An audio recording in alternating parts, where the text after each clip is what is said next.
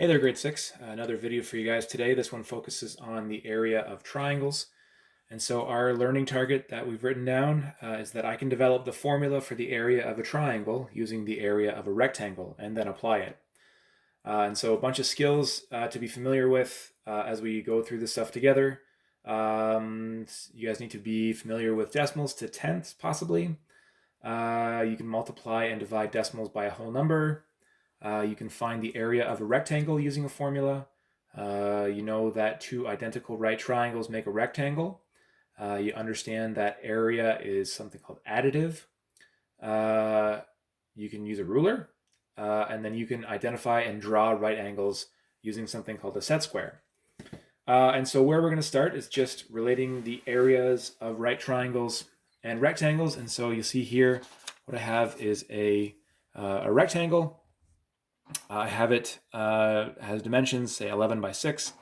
Now, if I were to either fold it in half or just sort of turn it over and show you that I've divided it into two even sections here, if you were to cut along this line, the shape that you would end up with is something called a right triangle.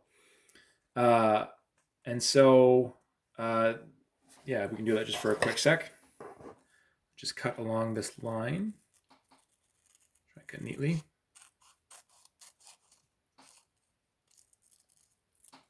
And so when I cut it in half, I end up with two shapes, two identical right triangles. And if I were to put them back together, right, I'd have this this rectangle. And now I know how to solve the area of this rectangle.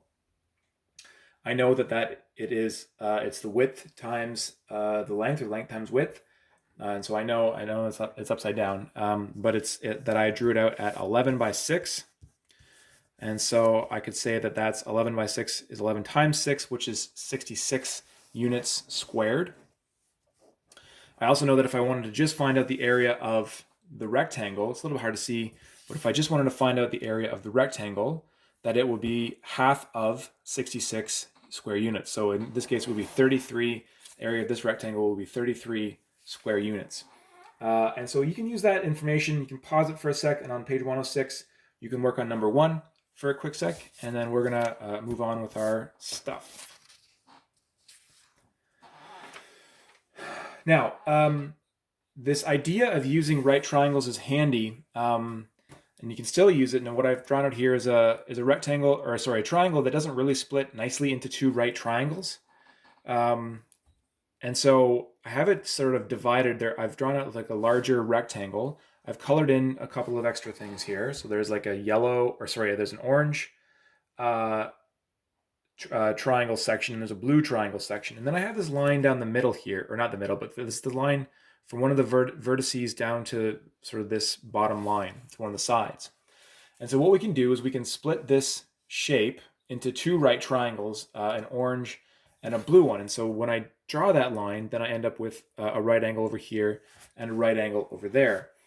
Now, so for the orange rectangle, I have this sort of shape drawn out. We said on the last piece of paper, that we could do the area of a rectangle and then divide that into two. So this one is 1, 2, 3, 4 by 1, 2, 3, 4. So that would be 16 units squared, and then half of that would be 8. So the area of the orange triangle would be 8 units squared. The blue then would be 1, 2 by 4. So that's sorry for out of focus. That would be 8, and then again divided by 2 would be 4 units squared. And then the overall area of my orange and blue together, so the total area of that triangle would be 12 units. I put the 8 and the 4 together, so it would be 12 units squared. So again, the other thing I can think about is this is not colored in because your stuff in your workbook is also not colored in, but if I have this triangle here and I have it divided, so there's overall rectangle C, and I have it subdivided into rectangle A and then rectangle B. So then I want to find the area of rectangle A, so that would be 1, 2, 3 by 1, 2, 3, 4, 5, 6. So that area of rectangle A would be 18. The area of rectangle B would be 1, 2, 3, 4, 5, 6 by 1, 2, 3, 4, 5, 6. So that would be 36. To get the area of rectangle C, I can add those two numbers together. And so that's going to give me 54. Now, I also know that triangle A would be half of what rectangle A would be, so that's 9. Triangle B would be half of rectangle B, so that would be 18. And then triangle C would be half of rectangle C, which would give us 27. Okay, so again, some skills to practice out.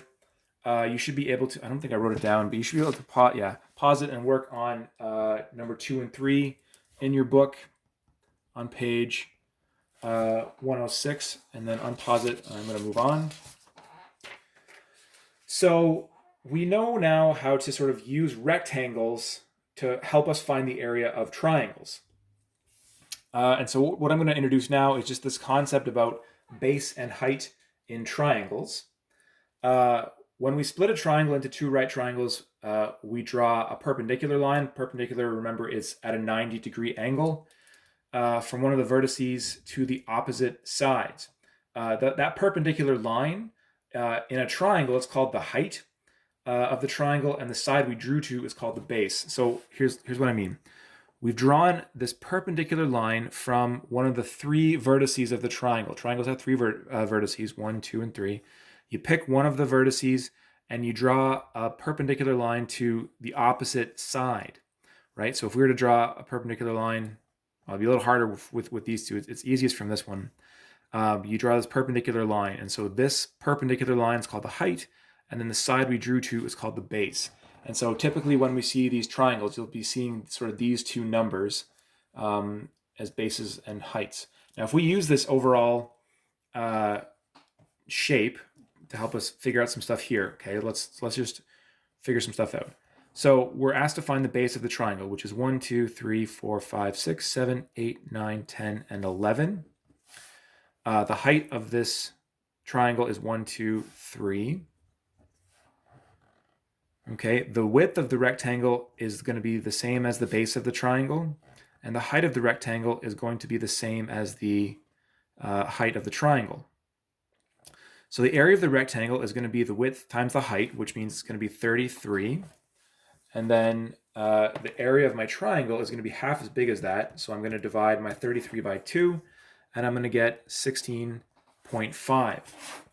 Now, I can make some relationships or some correlations here. The rectangle height is the same as the triangle height. That's important to remember. The rectangle width is the same as the triangle base. Okay, so we have base and height. And so at this point, you can pause it if you would like, and on page 107, you can work on number 5, and it kind of focuses on the same bit of information with a bit extra practice. Okay? All right. So follow me along on this one. Here's the formula for the area of a triangle. We know that to get the area of a rectangle, that it's width of the rectangle times the height of the rectangle. We know that to find the area of a triangle so far, we take the area of that rectangle and we divide it by 2. We can substitute, because we know that to find the area of a triangle, we take the width of the rectangle times the height of the rectangle and then divide it by 2. So I'm substituting this little formula for this information. Okay.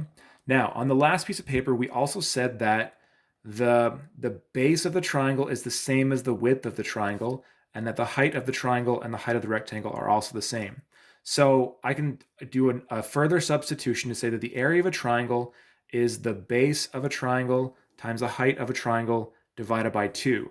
And I can put that out into a formula that it's in brackets base times height divided by 2, or to put it more simply, b times h, base times height, divided by 2. This is my overall formula for the area of a triangle, and we have related it to the area of a rectangle in this video.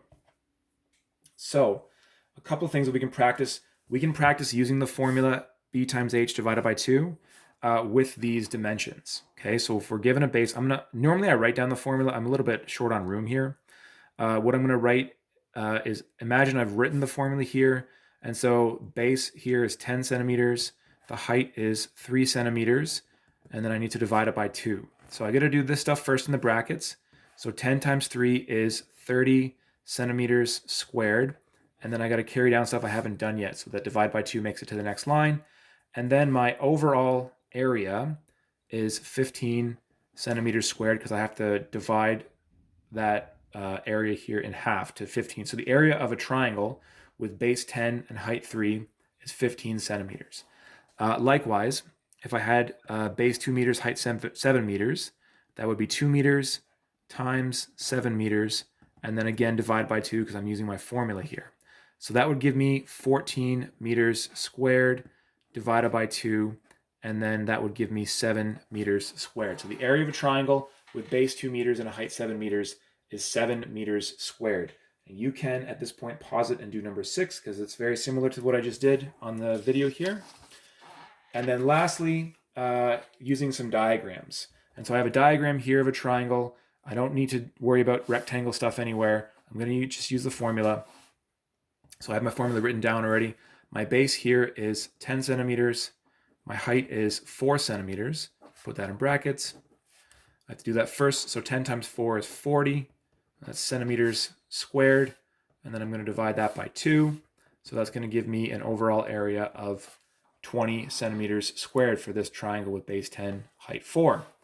Lastly, I have another kind of rectangle. This is just another kind of triangle. This is a right triangle.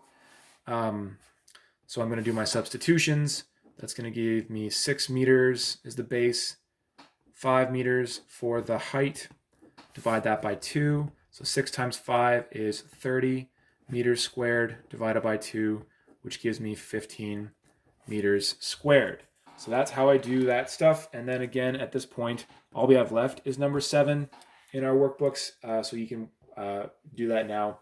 But again, thanks for watching. Thanks for listening. Have a great day.